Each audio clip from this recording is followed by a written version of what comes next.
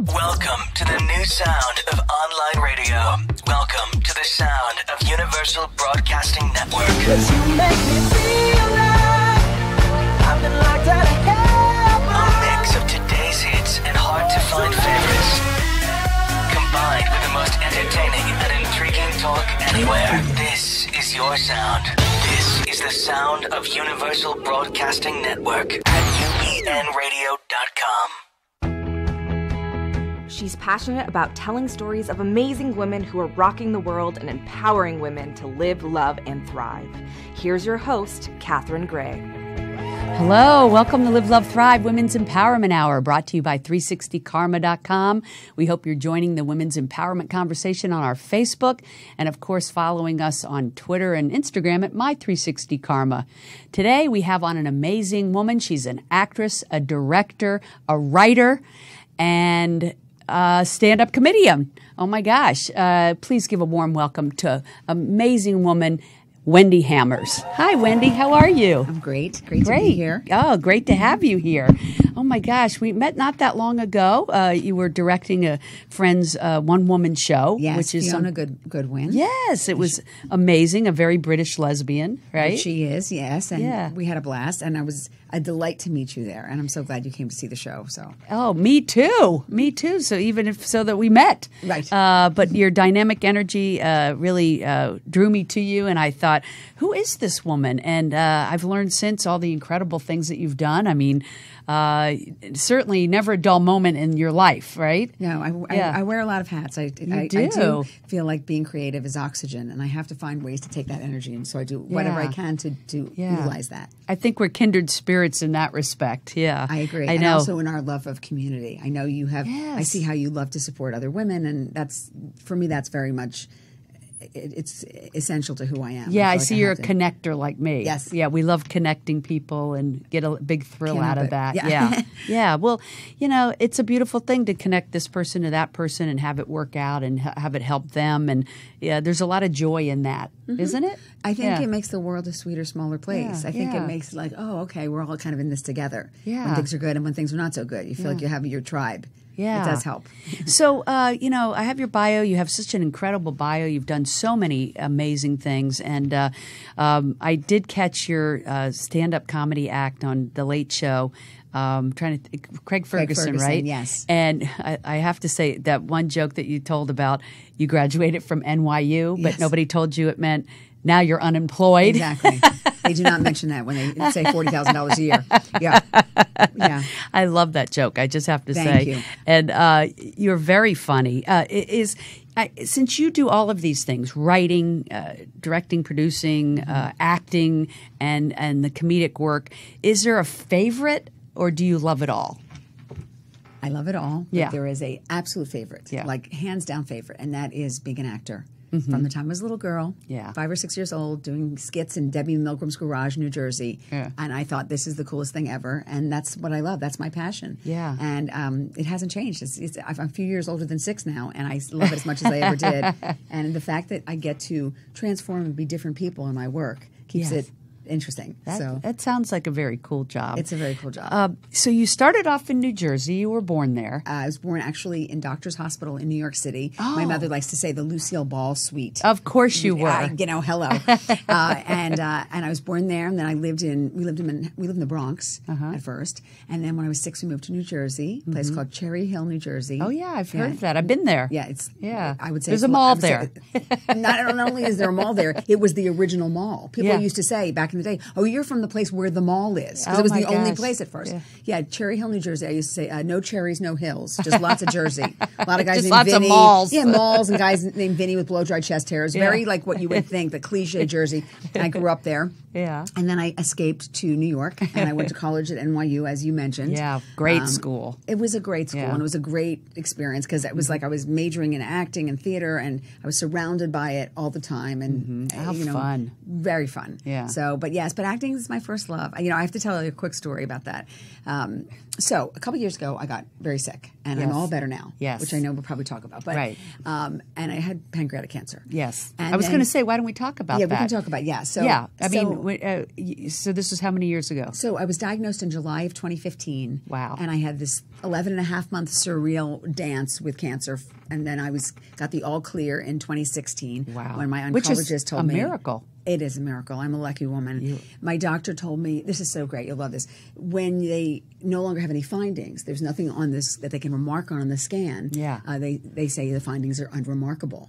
And who knew that being unremarkable would be the greatest thing anybody ever said to me. Right. It's like the nicest thing anybody ever told me. You understand. So I'm waving over here your beautiful friend who understands because she's a survivor. Wife, Yes, your beautiful wife. And she told me I just found out she was a survivor. So one of my sisters. Yay. But so pancreatic cancer. So when I got through that, people were like, oh, you're a warrior. You could do anything. You're a rock star. Look what you do. I go, well, I would like to be an actor. I would like to pursue my acting again. They go, well, you can't do that. Yeah. I mean, because cancer is one thing, but show business, that's really freaking hard. Right. So people have this idea about acting that it's just this undoable thing, or it's or that it's too late, and I don't relate to that. I feel like it's never too late to do anything. Well, especially when you think you're not going to have a life, and you have it. You're like, okay, I've got this cool thing called life. Now, what am I going to do with it? Yes. How do I, as Mary Oliver says, how are you spending your days? Yes. What are you choosing on a given day to do with your time? Do you feel like before you had the cancer that you maybe weren't living each day to its absolute fullest the way you do now? Was there any shift there, or have you always been a person that really lived it full on? I've always been an optimist. Yeah. That is me. That's where I feel like we're very similar. Yeah.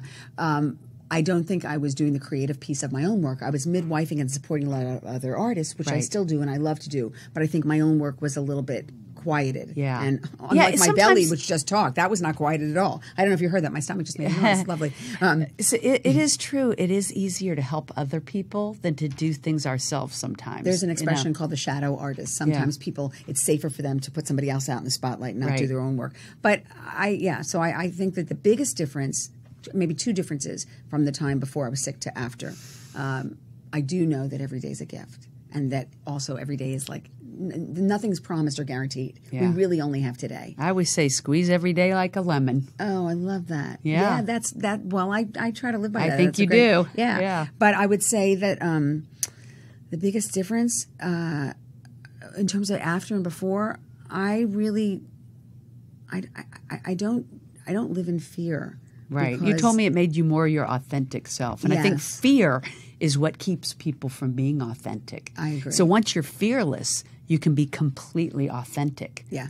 Right? Yeah. No, I think that's true. Well, I think because people say, well, what's the worst thing that can happen to you? Right. And like, I mean, what are you going to do, get cancer? And I'm like, wait, I already did that. Yeah. And I'm still here, so now what do I want to do? Yeah. It's like a second lease, isn't it? Yeah, for sure.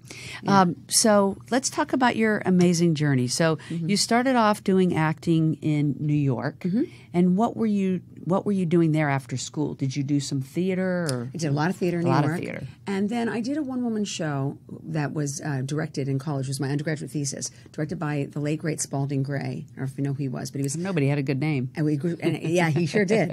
I think he spelled he's it, my father. No, I'm just kidding. The truth comes out right here on the show today, ladies and gentlemen. Spalding was a brilliant monologist. He called himself a sit-down monologist. And he was my teacher at NYU. And he taught a class in fictionalizing the self, which was about how to take your own personal story, make it stage-worthy without it being indulgent. And so I started doing solo work there at NYU, solo plays. And it never occurred to me that, and then people laughed in all the right places. My first show was called Sweatpants, a play about sweating and panting. And they were laughing with you, not at you, right? Yes, true.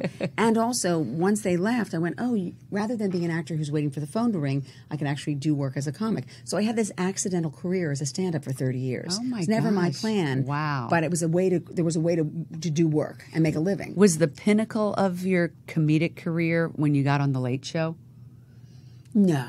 Okay, I didn't know because some people would say that would be game-changing. Or well, I did go on the Oprah show. That was cool. Oh, wow. Yeah, 1,000 screaming women in an audience at the Universal Amphitheater.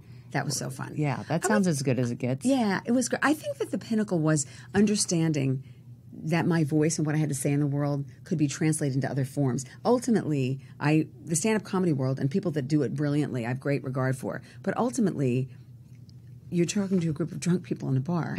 And as I got older, that wasn't really my audience anymore. Right. As much as a theater audience where people were actually facing the right direction and wanted to listen to what you had to say. Right. So I started doing solo theater, and I've done three and a half solo shows now, toured the country with them and done all of that. But it's the same skill set. So once you did that yourself, then you decided, hey, I could direct and show other people how to do this. Yeah. Thus the show I saw. Yeah, I mean, people started asking me to do this, and I kept going, oh, no, I'm an actor. It's interesting when we get stuck in an idea of ourselves. It's limiting because people kept saying, but I really would like to hire you to do this. Yeah, I told you I had somebody the other day, Grammy Award-winning artist. She's like, I want her to help direct my one-woman show. So now you are kind of known for that. But how wonderful you're helping these women to do that. Well, I like the idea of a voice. I like the idea that we all have these voices, and we all have something to say. And if you don't use your voice, it's kind of selfish in a way because we all have a different contribution to make. So if you don't share your voice, then the world is bereft of it. Yes. And that's not fair. Yeah. And I always say that about just people in general not using their gifts. Some people say, what is my gift? Your gift is whatever you really, really love to do. And that's what you should be doing because that's your gift and that's your way of giving back. And you're probably providing something that someone else doesn't have.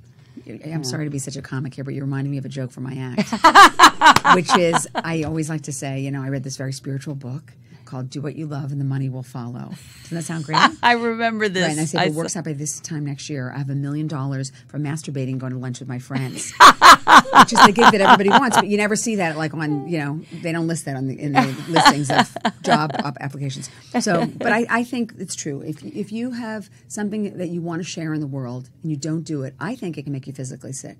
I think if there's a shutdown in the body that goes on. And that's what I looked at with the cancer. I was like, well, you're doing so many things that make sense in your life. You're in a gorgeous marriage. You have a great partner, a beautiful son, a community of friends, and work that you love. Yeah. All that's great. Why would you get this thing called cancer? Right. Which ultimately, as we were talking about earlier, Deborah and I were talking about, is a gift. Yeah. Even though it sounds like very woo-woo in California. Oh, my God. It is a gift because it's a teacher. And I would lie in bed with my aching belly for a year when I couldn't lie on my side. And I would say, okay, cancer, you're my teacher. What do you got for me today? Yeah. And what kept coming up over and over again was, you have words to share in the world. Go share them in the biggest way that makes sense to you. Right. So one of the things I've been doing now is a lot of empowerment speaking, which I love. Yeah. Talking to women all over the country.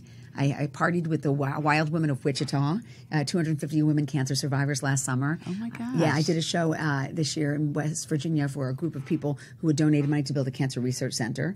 And, to give people that perspective. Even when you do your pain, you got to find the funny. Absolutely. Live, Love, Thrive was derived from a friend who started a group that said, oh, my God, all the cancer groups are so depressing that I want to give people, like, hope and inspiration and positivity, and started, like, this holistic Reiki healing, my friend BJ Lentini in New York, and it was called Live, Love, Thrive. I said, oh, my gosh, in honor of you, I would like to call my show Live, Love, Thrive. And she said, absolutely. That's great. So it actually came from my friend who's a pancreatic cancer survivor. Oh, I know. And more than 5 years ago, she was diagnosed, and she's still rocking and rolling and doing this grassroots thing to help other women with cancer. So meet her. She sounds awesome. Yeah. So when you do these empowerment talks, do you intersperse your comedy? Okay. So you take everything and kind of put it into one, right? Yes. And then so the ultimate answer to, the difference before and after is, I think as we get older, we start to understand, look, this is what you have to offer the world. Some people, it's going to be great for some people are not going to, I have a friend, Doris Roberts, the late, great Doris Roberts. She was on Everybody Loves Raymond and many other things. And she had 6 callbacks for that part. 6 times she had to go back in front of producers and do what she does. Yeah. And she said to me, Wendy, some days people are buying your brand.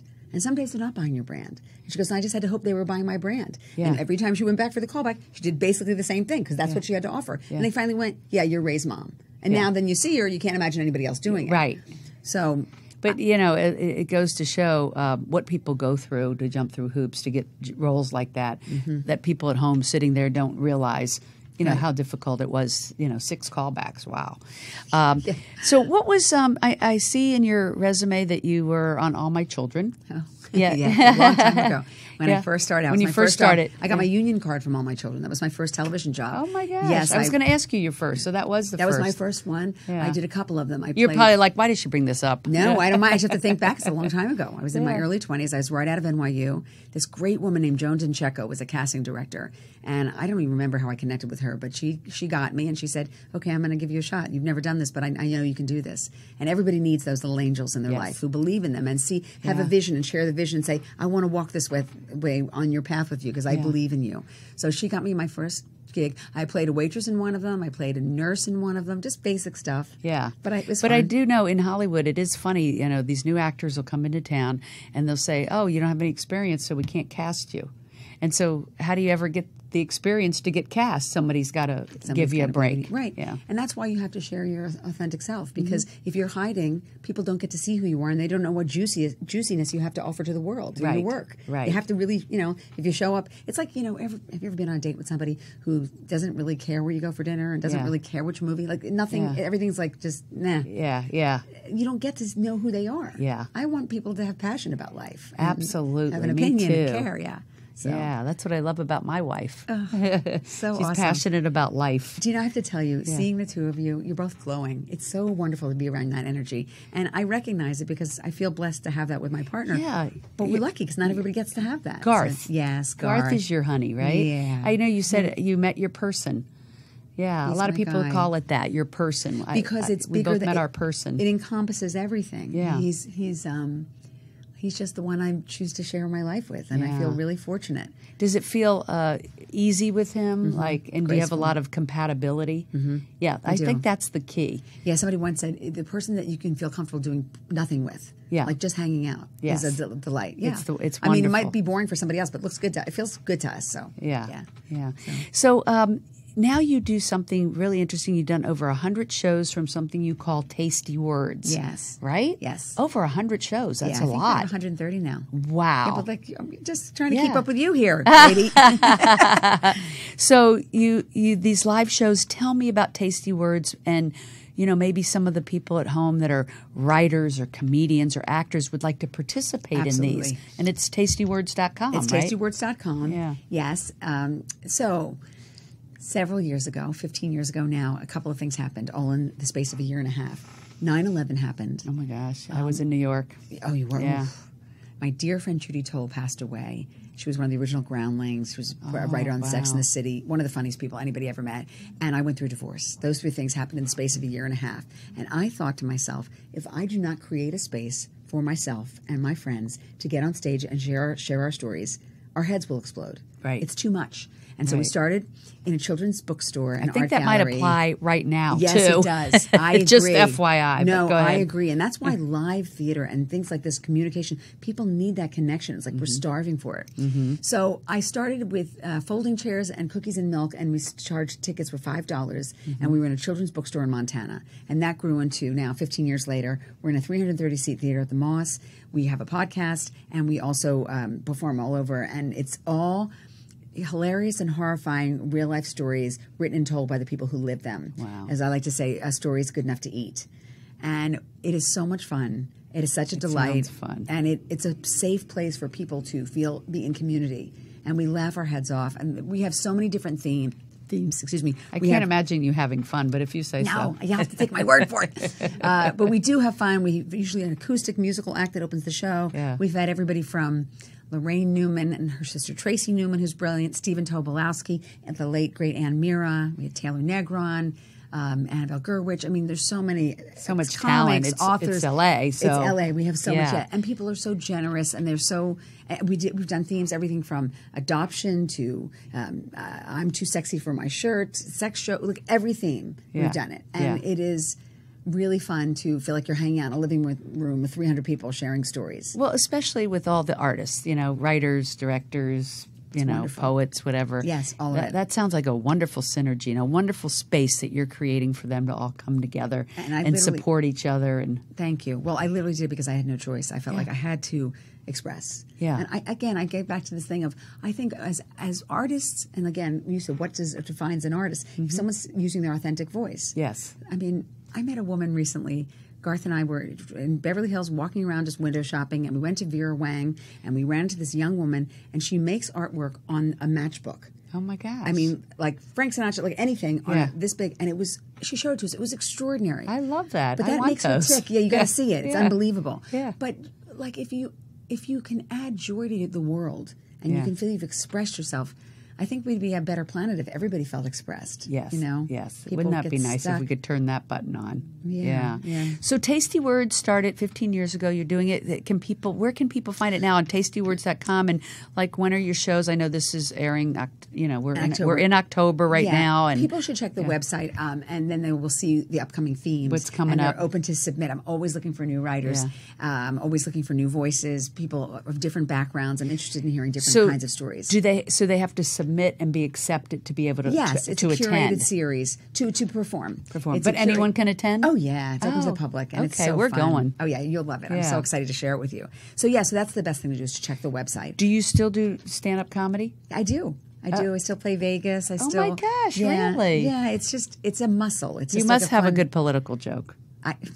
If I put you on the spot, you can tell me later. I would say that I'm not. You're trying to not be political? No, I mean, I have a very strong feeling about what's going on, but it's hard for me to find the funny. The people that are political comics that can find funny in it are, I'm in genius. awe of. Yes, Stephen Seth Colbert. Meyers, all of them. They're amazing because They are. I just get too sad. It's like, I mean, I think about the president, I just want to eat carbs, and that's not funny. That's just the truth. So what do you do with that? But thank God you're going to Italy where the carbs have less gluten, as my wife just told you. So thrilled. This has made my whole day just learning this. It's good news. Yeah, no, I was telling her beforehand that I said I survived pancreatic cancer, and all I got was this lousy president. So there's that. Well, that's a good one. Yeah, but what about acting? Are you still doing your acting, and in what capacity? And what other shows have you done other than All My Children? Tell us a little bit about your career and maybe what was a favorite. The Sopranos. I was on, which was so fun. Mad About You. I love Mad About Bernie You. and Mac show. Love that. We got Oprah. I mentioned lots of comedy shows. I'm still acting. I did 3 plays this year. I was in a celebrity production of Vagina Monologues that I also produced with my dear friend Deborah Kagan. You told me about that. It was amazing. We had Rosario Dawson and Marissa Tomei and Wanda Sykes, and I put the talent Jane together. Fonda. And Jane Fonda. And I don't even know how I did it. It was amazing. It was like this synergistic gestalt. Like people wanted to be part of it because because of what's going on in the world. And women need to speak up. And we need to, listen, we tried the male paradigm thing. Didn't go that well. Let's do something different, people. It's like, let's try this. Well, the Vagina Monologues I saw years ago has always been trailblazing, but even more pertinent today with the Me Too movement. Absolutely. So, that's great that you... It was amazing. So we did that. We raised $30,000 for Peace Over Violence, which is a great organization. Great organization. Great organization. I've been wanting to have them on. Oh, they're great. Yeah. Patty Giggins. And then let's see. I did 2 other plays this year. I did a play called Grey Nomad with the Australian Theatre Company, who are based in Los Angeles. Go figure. And there are hundreds of cool Australians. And I was like this sort of. I felt like I got the one token American who snuck in with all the cool kids. And I did this play, and in the play, I played a nudist. Yes, you heard it right here, ladies and gentlemen. Oh, I'm so sorry we missed that show. I am too. Well, hopefully we'll make a comeback.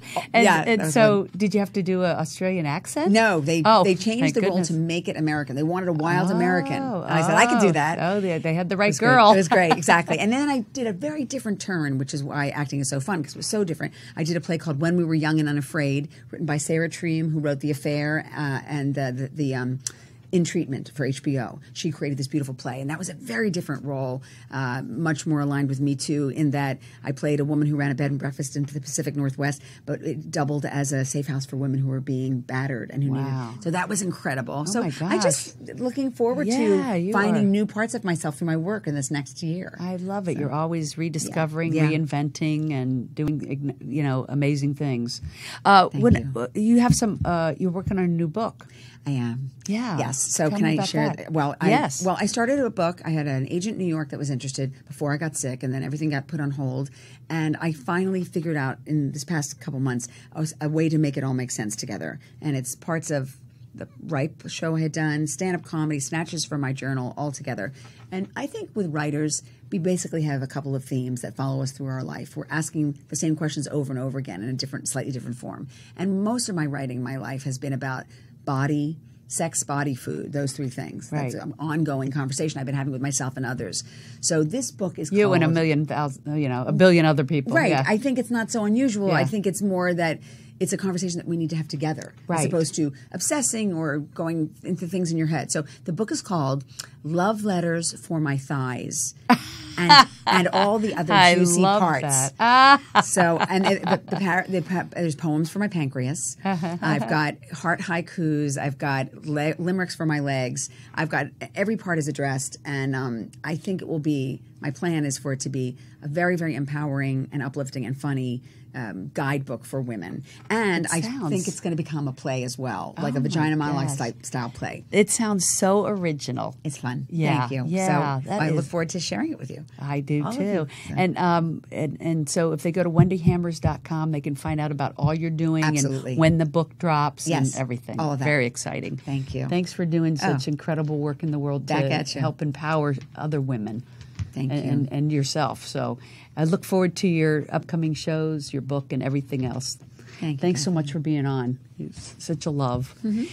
All right. Well, we'll be here next week, so tune in again, Wednesdays at noon here at Live, Love, Thrive, UBN, and make it a great week. Hugs and happiness.